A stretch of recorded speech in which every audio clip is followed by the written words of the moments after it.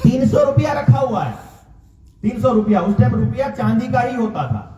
और मैं फिर से कह रहा हूं, चांदी रुपया, चांदी का है, सोने का है, पीतल का है, इससे फर्क नहीं पड़ता है। रुपया रुपया होता है, उसका स्टैंडर्ड सोना ही है।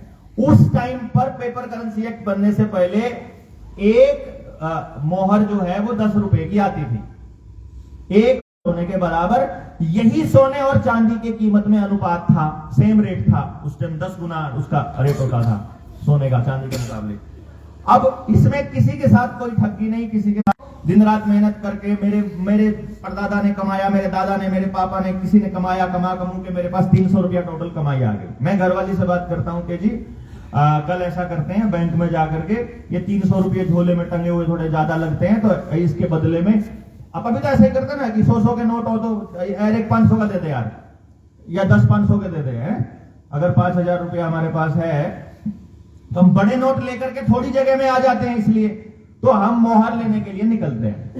उस मोहर कितनी, 10 रुपए की अगर एक मोहर है तो ना देते हैं। उस टाइम कानून बना था कलकत्ता में, ये पेपर करेंसी एक्ट 1882 जो बना, ये कलकत्ता में बना था, क्योंकि राजधानी जो थी 1908 से पहले कलकत्ता थी और बड़ा विद्रोह हुआ था, बहुत मतलब जन सैलाब सड़कों पे आ गया था। लेकिन क्योंकि हमारे पास खबर पहुंचाने का कोई साधन नहीं था, यानी 1/3 मेहनत, और ये सिर्फ मेरी नहीं खाई, सारे देश के लोगों के पुरखों ने जितनी मेहनत करके जितना रुपया कमा रखा था, उसका 1/3 हिस्सा सिर्फ एक कागज के टुकड़े से खा गए। समझे आप?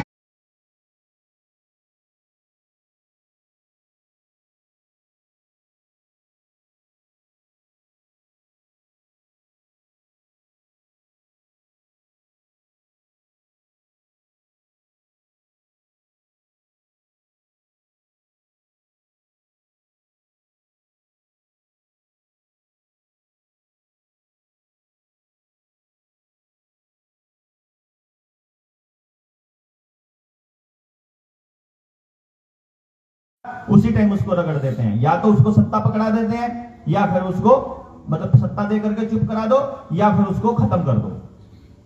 इस मसले पर जिसने भी आवाज उठाई है उसको उन्होंने छोड़ा नहीं है।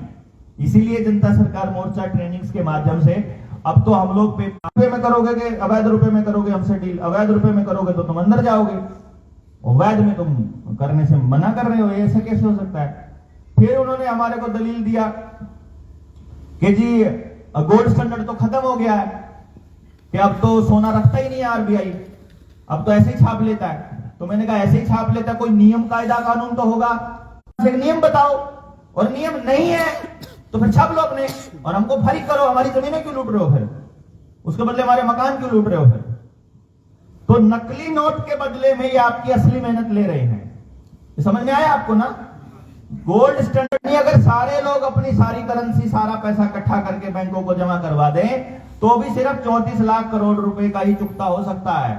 इसका मतलब ये है भैया जी कि 142 लाख करोड़ रुपए की लड़ाई लड़ना नहीं है,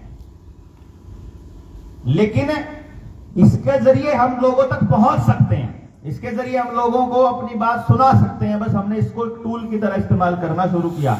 रखिएगा, एक तो जो नंबर आपको हमने दिया है, जो वीर सिंह के पास अगर आपका नाम नहीं गया हुआ है, आपने दूसरे स्टेट से कहीं से भी आप अगर आवेदन लगा रहे हैं, कोई भी लगा रहा है, और अगर उसका नाम वीर सिंह के पास नहीं गया हुआ है तो हम आपका कार्रवाई रोकेंगे। तो ये खूब चला हुआ है, इससे थोड़ा सा आपको बच के रहना है, क्योंकि ये जो वीर सिंह वाला जो पॉइंट है ये इसलिए डाला है कि अभी हम मतलब लड़ाई लड़ना स्टार्ट करेंगे, जब हम इनको चैलेंज करना शुरू करेंगे तो कोर्ट में जब आपकी लिस्ट जाएगी तो हमने कितने लोगों के आवेदन हमने लगाए हैं, वही बेनिफिशियरीज उसके अंदर का प्रेशर नहीं है। मान लो हम सुप्रीम कोर्ट में अपना आवेदन डालते हैं सिद्धांत का, और हम उसको चैलेंज करते हैं, और हमारे 1000 लोग का आवेदन हमारा जा चुका है। मान लो हम सबको ये कह दें कि एक व्यक्ति ने 2000 रुपए अगर आप अपना जमा कराते हो, 770 मिलीग्राम के हिसाब से 2000 रुपए में 1554 ग्राम सोना बनता है, यानी 1.5 किलो सोना बनेगा 2000 रुपए में। हमने बैंकों को सिर्फ इतना कहना, ये हमारे 4 नोट हैं, ये अपने जमा करो, या तो इनकी फोटोकॉपी जमा कर लो, और हमको हमारा रुपया दे दो। मेरे ख्याल से बुझाने की जरूरत नहीं है कैसे जीरो होएगा, ये मैं आपको एक्सप्लेन कर चुका हूं। तो सीबीडीसी मतलब आपके सारे पुरखों की सारी मेहनत जीरो, और आगे आने वाले टाइम में आपकी अगली पीढ़ी गुलाम 100%।